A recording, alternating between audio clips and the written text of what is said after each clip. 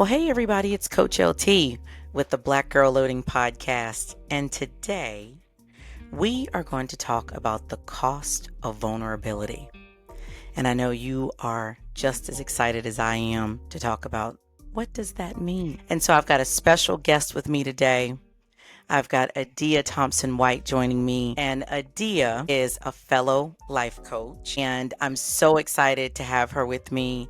I'm going to let her tell you all about what she's working on, what she's doing. And I asked Adia to join me on the podcast today because I've admired the way that she has just been vulnerable with her journey and with her journey of change, with her journey of self, and all the things that she is uncovering and unveiling and pulling back those layers and what has brought her to this point.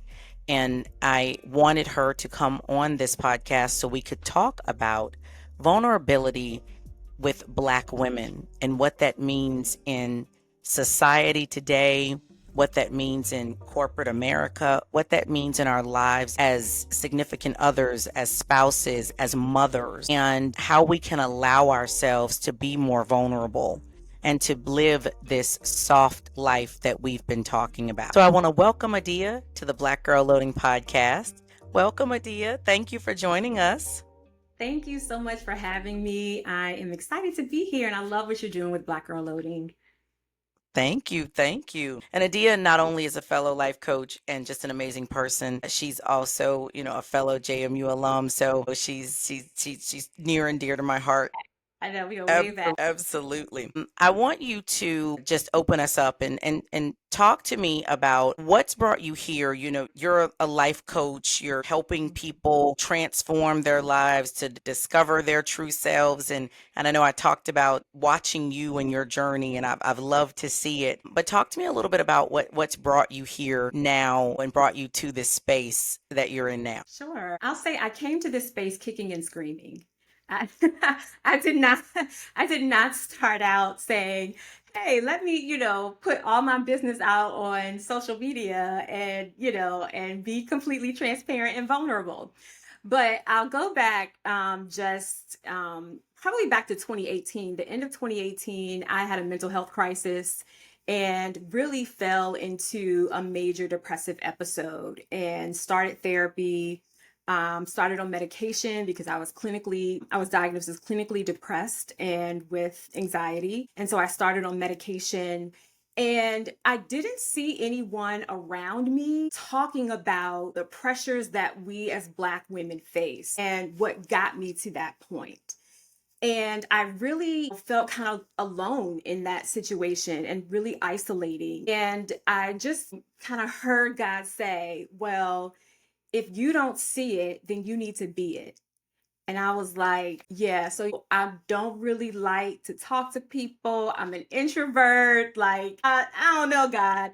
And he was like, no, I really think that you need to start sharing your story because I think it's going to help other people. And so that's what I did. I really just put it all out there one day on Facebook.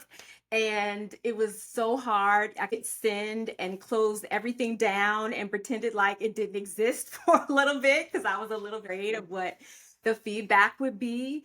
But from that day until now, I hear from so many women who say, thank you for sharing your story. Thank you for being transparent because we don't talk about these issues, particularly in the Black community. And so Right. I really think that now is the time that we need to be an example for other people and to just show what it looks like to live authentically and to be completely vulnerable.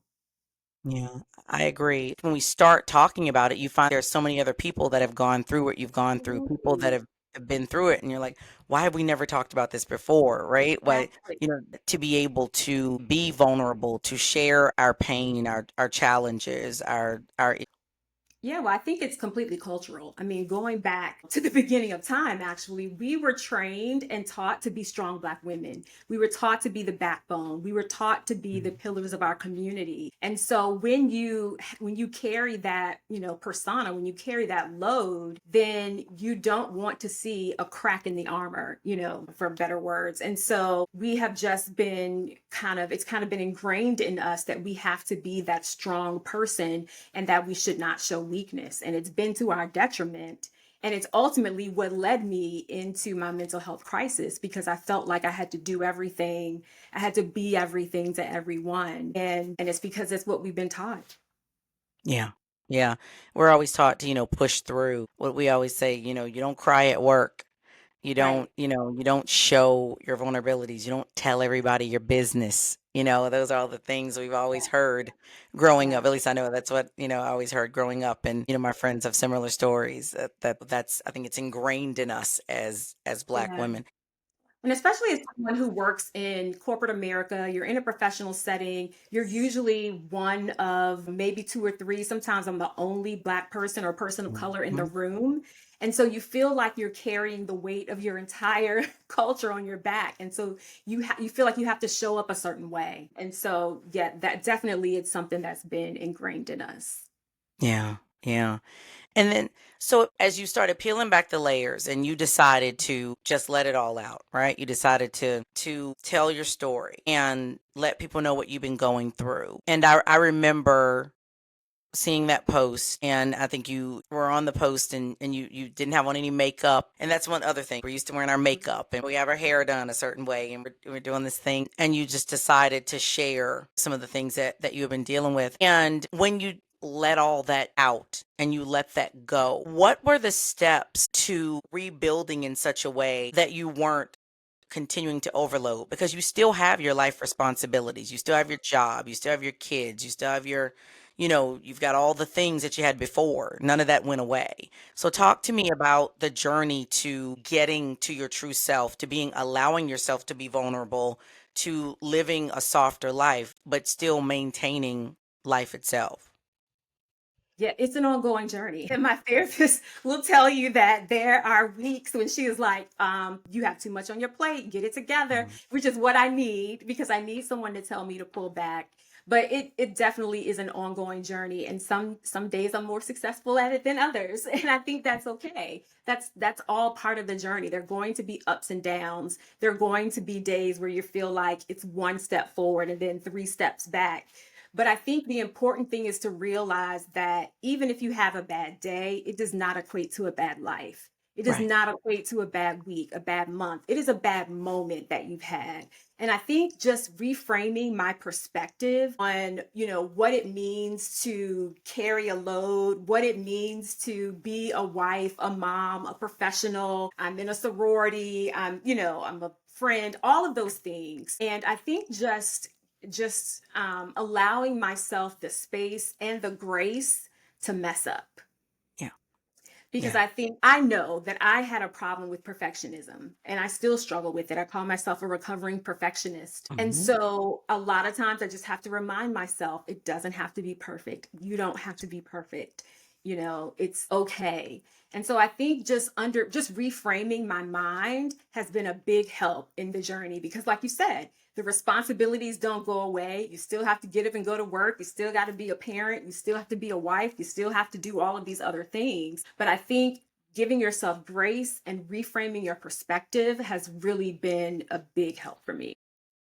Yeah, absolutely. When you talk about giving yourself grace, we've talked about vulnerability. We've been talking about choosing you, right?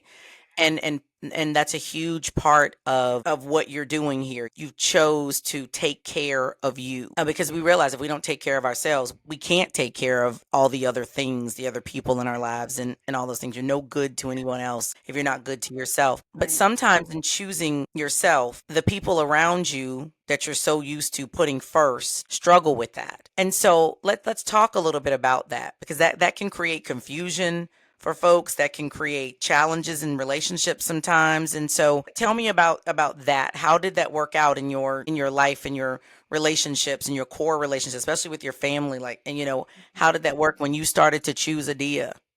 Yeah, it was tough at first because, like you Hmm. said, people are used to you being accessible, 24/7. They're used to you showing up. They're used to you carrying the load. And so it was very difficult at first. One thing that I really had to define are boundaries. And I had to decide for myself what I wanted those boundaries to be. And once I defined those boundaries, that was the easy part. The hard part has been enforcing those boundaries with other people Sticking to them, right? and sticking to them. And, one of the examples that I like to give, boundaries are like that toddler that you put to bed that keeps getting up in the middle of the night. They want water. They've got to go to the bathroom. They want another story. And they just keep getting up.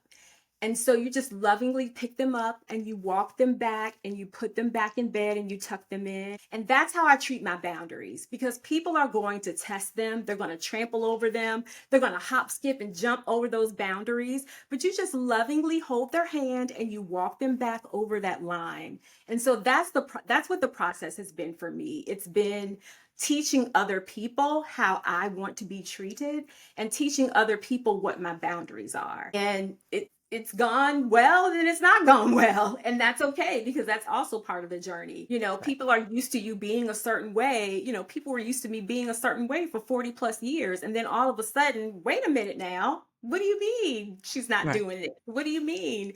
So I have to give them grace to understand that it's going to take them a little bit of time to adjust, but I also have to stand firm in the boundaries that I've set for myself. Yeah.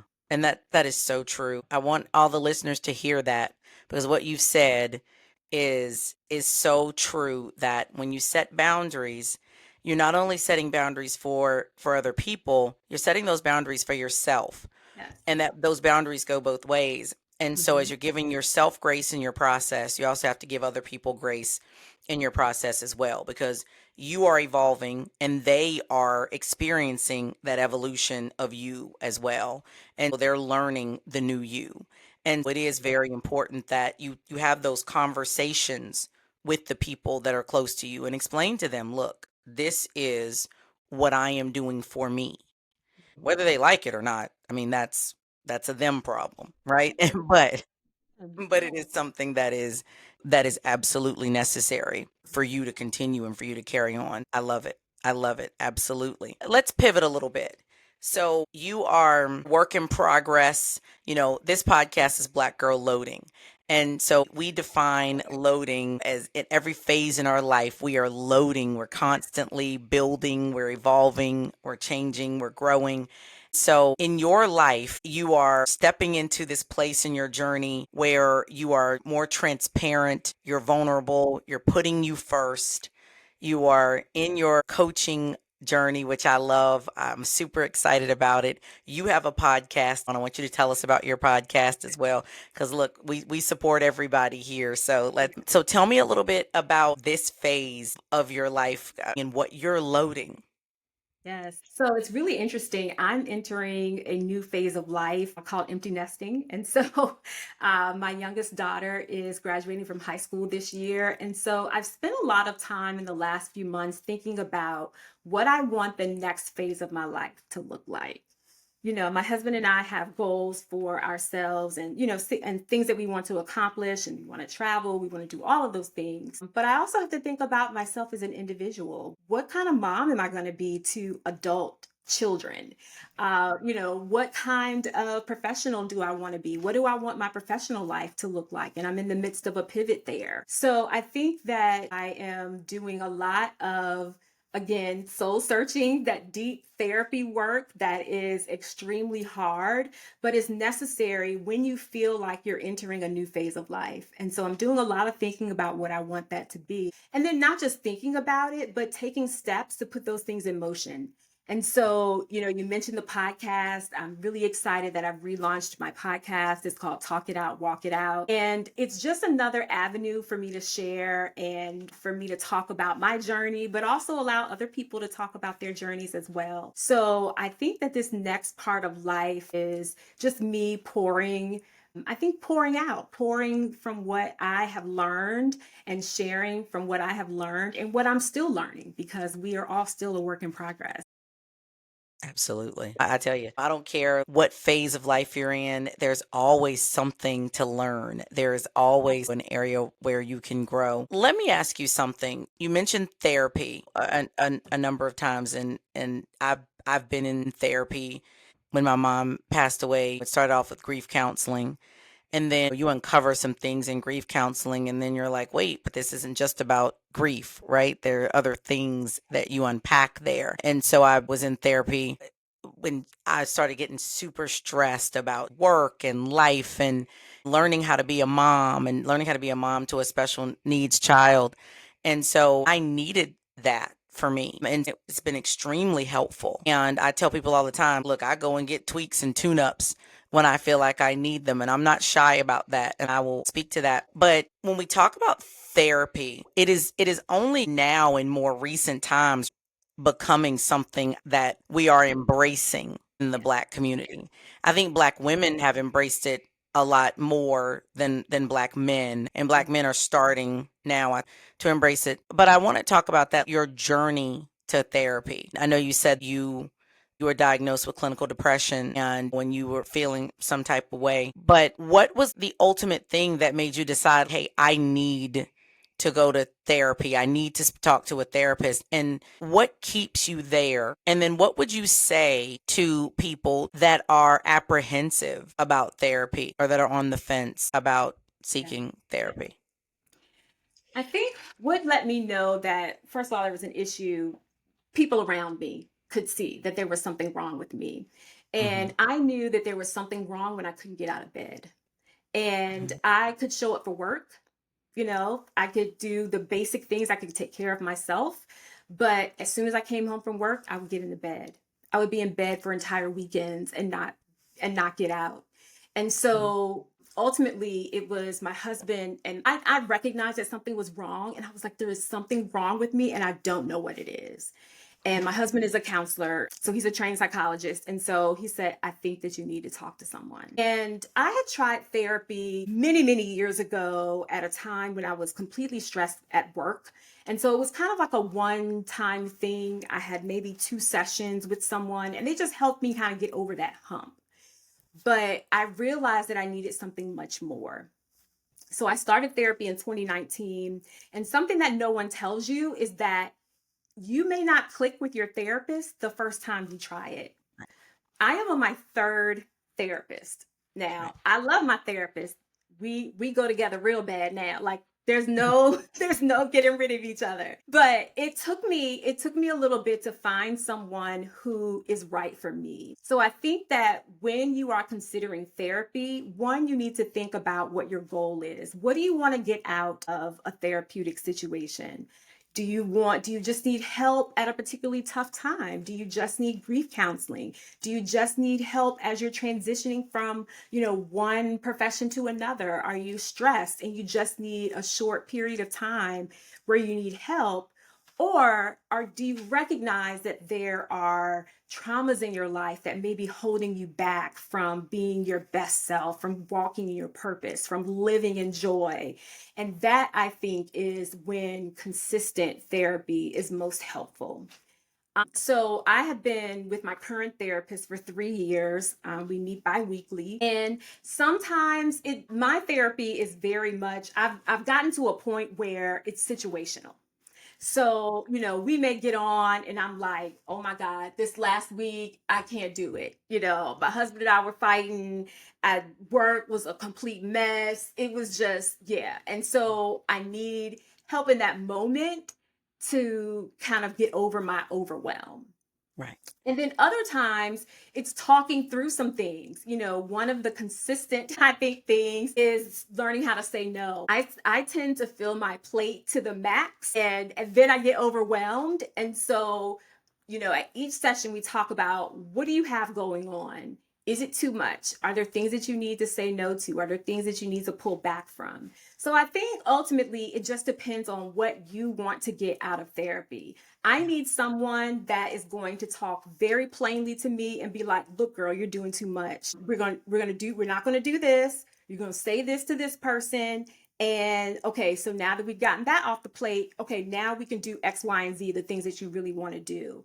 And so that is the relationship that I have with my therapist. I appreciate it so much, but everyone is different. So I think number one, you need to think about what you want to get out of therapy, and then find someone that has that approach to thank that is in line with your goals. Yeah, because that's a relationship.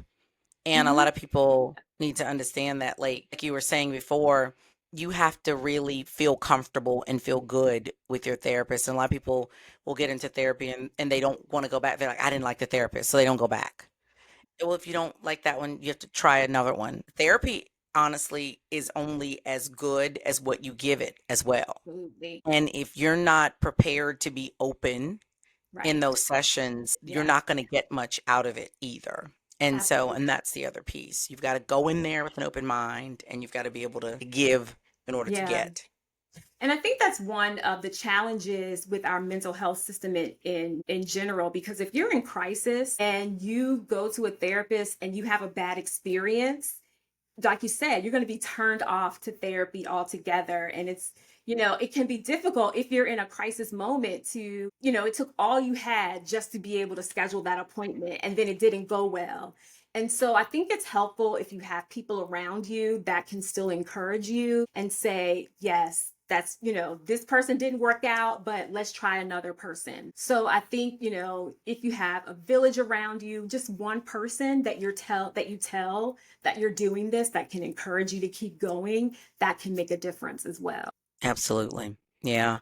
And it's important to surround yourself with the right people and to Yeah, surround yourself, especially when you get to a point where you've started to really become the person that you want to be, the person who you are. You start to peel back those layers. When you start yeah, to become your authentic, genuine self, when we start talking about being your true vulnerable self, when you start to reveal that, you want to be around people who can appreciate that, people who absolutely, deserve to be in that space with you. And that's absolutely. when we talk about, once again, some things you have to let go. And you realize when you start evolving and when you start becoming, and I just say becoming, Mhm. you start to shed some of those relationships that you had before because you realize those relationships may not have been healthy for who you really want and need to be. And that's Absolutely. important too. Your village is so important. It's so important. And I think that's the hard part of therapy that people don't see is the change in relationships. In addition to being able to set boundaries, it's also realizing that you may be in a different phase of life, a different mindset than people, are around you. And that's really hard. Yeah. And, I don't like when people say that they just cut people off. And that's Yeah. because I don't think you can just do that. I think That's right. you owe people a conversation. You owe people, you don't have to tell, oh, I don't like being around you. Not that, but it's an acknowledgement that our dynamic has changed and That's it's right. okay. And Right. so, I think that it's hard. I'm not going to lie. It's hard when you have to make changes in relationships and changes within yourself, because therapy is also a mirror. And I found that it reflects the things about you sometimes that are ugly and that Yes. you have to work on. And that has also been incredibly challenging because, you think you're the best thing since sliced bread. And then you Right. start going through therapy. It's like, ooh, wait a minute. Am I really Hmm. like that? And so, and so, having to work on yourself is also a part of that. But I think that's the main reason why people are so scared of therapy, Mhm. honestly, because you're afraid of what you will reveal about yourself.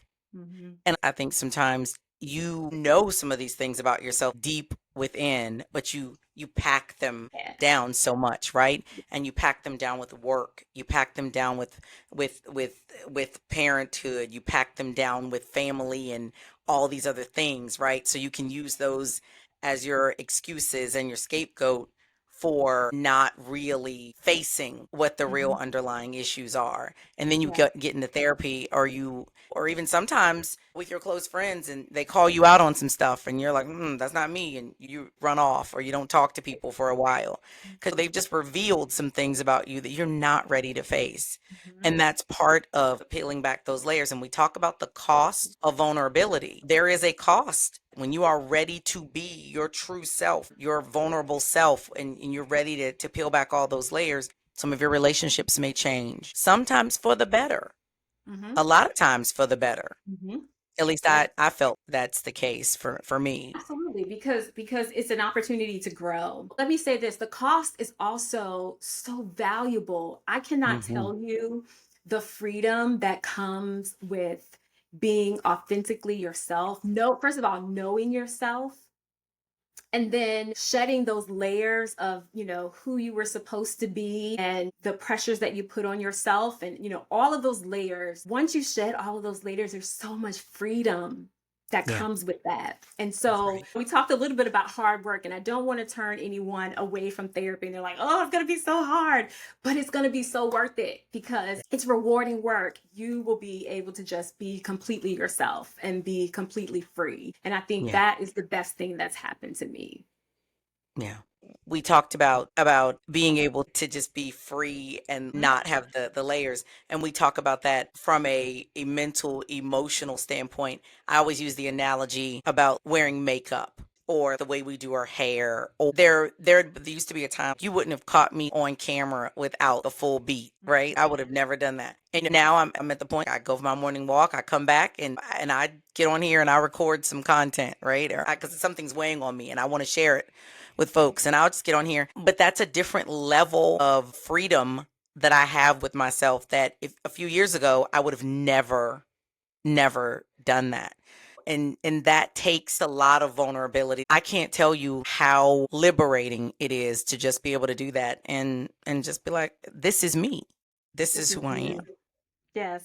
Because Yeah. also I've noticed as I get older, it's exhausting. It's exhausting to try to keep up. Listen, I put on a full beat today for you, Coach LT. But let me tell you, when I'm working in my home office, these people at work see me on Teams. They do not get this because because it's time for all of that in the morning now.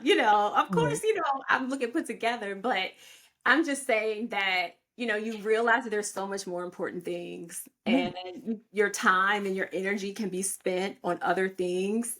And there's nothing wrong. Listen, I love makeup. I love fashion. Me I too. am the one I put on a whole outfit that you can't even see. But I knew, but when you look good, you feel good. And Right. so I just, I choose those moments rather than feeling like I have to show up that way every day. That's right. Right. And there's when you are. I love makeup all day. Makeup is one of my favorite things. What I spend way too Mhm. much money on. I love it. I love different hairdos and things like that. But like you were saying, if there's a difference between choosing to do it or feeling like you have to do it because you Mhm. feel like you have to look a certain way in order to be able to present yourself. There is something to be said about just embracing our natural beauty. And we have so much natural beauty. I don't care what kind of flaws you might have. We've all got some hyperpigmentation. We all got some things going on, but we all have an element of natural beauty. And there's a level of confidence that I think you have to have within yourself in order to be okay with that and to be able to be comfortable being in front of people with that and just let of of what the world thinks of you and being comfortable with you. And that's easier said than done. It is. Much easier said than done. So, but I love it. I absolutely love it. Now, we're going to talk about something before we wrap up because as we start talking about being confident and being comfortable with some things, I'll go without makeup and all that stuff. I'm not going to run around here in a bikini because I'm on my weight loss journey, but I ask you a question before Okay. we got on this podcast about what brings you joy on your journey. Yes. And you talked about some things that bring you joy. One of the things you talked about was your weight loss, and I wanted to get into that. Yes. So what brings you joy on this journey?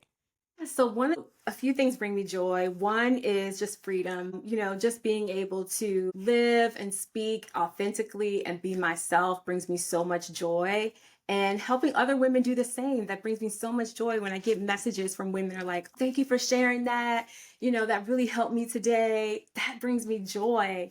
And then I mentioned I'm parenting young adult daughters now, and so our relationship has changed, and it's really fun. It's a fun time, and so that brings me joy. And then I talked about losing weight. I've lost 60 pounds in the last year, and I had to because I was on a path to death, and that is not any exaggeration. And I was scared straight.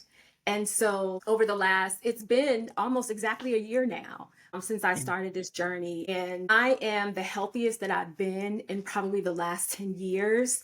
I feel better than I have. I have more energy. My numbers are all back in, where they should be. And that brings me joy. And of course, I love, I had to throw out a whole wardrobe and now I'm building a wardrobe. So I love, I'm back shopping and do that, but that is secondary to just how I feel inside. And that really has brought me so much joy. That's amazing. That is wonderful. And when you feel good on the inside, it shows on the outside. It Yeah. definitely does. Like I always say that when you start feeling good inside, it pushes out and you can see that and you can feel that. And granted we're not in the same space, but I can feel your positive energy and your energy as we're talking. So I love that. So you're on your journey and I love every bit of it. I love when you say parenting adult children. Like, because a lot of people, they don't think that when their kids become adults, they're still parenting children, but you are. Your kids are always going to need you.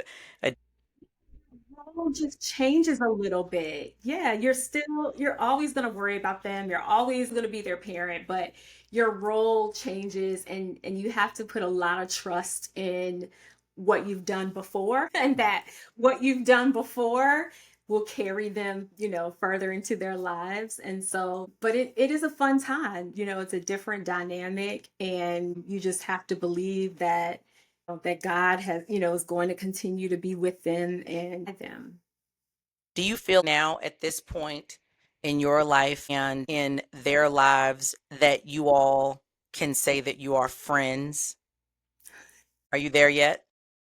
It's so funny with my oldest because she's a little bit older. She's in her early 20s. And so Mm. we definitely have morphed into that kind of friend role where we can kiki, we can, Mom, guess what? This happened, and so that is fun. And I feel, a little bit of pride in the fact that we send TikToks back to each other. That's like Mhm. what we do. Okay.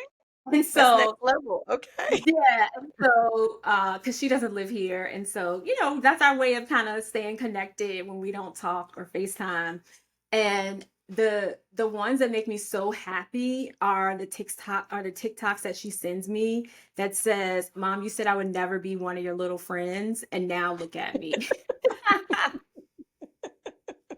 And now she's one of my little friends. And so, but it's the truth. I mean, you're still their parent, of course. There's still a boundary that exists, but you become more of an advisor and you learn that, they're going through some challenges that you faced. And so one of the Right. things that I'm really proud of is that when I started my mental health journey, I was very open with my children because I Let me didn't ask you want that. them Okay. to go through the same things that I went through. And Yeah. so I spend a lot of time, helping them ensure that they have good boundaries. Right. We check in on our mental health. How are you doing? How are your friends doing? I've extended that to their friends, especially when my oldest daughter was in college. It's very stressful and you become mom to their friend group, and so it's like I'm checking on them too. How are they doing? Do they need anything? So you just morph into a different role, but it is a fun time. Good, good. Yeah, and I'm glad you brought that up because I was going to ask you, how are you talking to them about mental health and helping them learn how to do those checks for Mhm. themselves? Because these things can creep up on you before you even Yes. realize it. And in being in college, especially, college is stressful. And young Very. people now, they're growing up in a very different time where I feel like their time now is a lot more stressful than our time was. And I think your daughter's in med school, so I can only imagine the Right. level of stress that You she bring it up has. to another level of stress. But I think about balance, and that's one of the things that I stress. So, when she has opportunities to go and hang out with her friends, and I like to see that and I encourage it because you can't spend all of your time focused on books and studying. Right. Like you need that balance. You need to have time to let off steam and to have fun and to, and to do things that you want to do. And so I definitely encourage that and make sure that she's doing that. And she's been really blessed to have a great group of friends around her. She's like her mama. She's type A and can be very intense. But then, she has friends around. Okay, come on, let's go out. Hey, we're going to brunch. We're just going to do this, that, and the other. So, it takes a village. So Good. yeah. That's Yeah. good. That's excellent. I love to hear that. So I'm going to ask you two questions, okay, Okay. as we start to wrap up. And the first question, what would you say to Black women who are tired of being strong? I would say put down your cape. Put down your cape. Take it off. You don't have to carry the burden. And it is okay to show weakness, to show vulnerability, to live a soft life. It's what we deserve. It is how we are intended to live. And so I would say just take off the cape. Sometimes you just have to rip it off. It's going to seem really scary, but I promise once you do it, you'll start to see the progress that you make, the joy that you start to feel inside, and it will be Mm, worth it. absolutely. Cape's got to come off. Yeah. And then the next question I have is, what words of encouragement would you give to someone who is learning to let their guard down? I would say first, give yourself grace. Give yourself grace because it is going to be hard. It's going to be scary. Like I said, I came into this kicking and screaming and God was like, "This is what you need to do." And I was, "But I don't want to." I was like Moses. I was like, "Listen, I don't know how to talk to people." Like I had every excuse in the book. And he was like, "No, I want you to do this." So I would just say, just give yourself grace and just embrace your flaws. It's going to take time. You're going to have good days, you're going to have bad days, but that's part of the journey. I've That's been right. on this journey for the last, what, 6, 7 years, and I still have bad days. I still have days where, you know, I still have times where it is very hard for me to get out of bed. And that is okay because we are all on this journey together. And as long as you recognize that it is a journey and you don't give up, That's you're right. winning. That's right. So just keep going. Even if you have to take baby steps, even if you're crawling at first, if you are making any kind of progress, you are winning. You're winning. Absolutely. I say this all the time. Winners show up even when they don't want to. That's part of the game, right? You Yeah. push through as Yeah. long as you know how to reset. You have to Right. reset, and that's super important. Adia, I want to thank you so much for being here today. This has just been a wonderful conversation. I hope you all out there were listening, taking notes. Coach Adia dropped so many gems today. And I want you to think about some of the things that she said. And I want you to ask yourself, what is the cost of vulnerability for you? And honestly, more so, what is the cost of you not being vulnerable? Yeah. What is the cost of you not taking some time to discover yourself and Yeah. to choose you in your life? Because you've heard us talk about today about taking on so much, always wearing that cape, always saving the world, as is, Black women are oftentimes looked to do.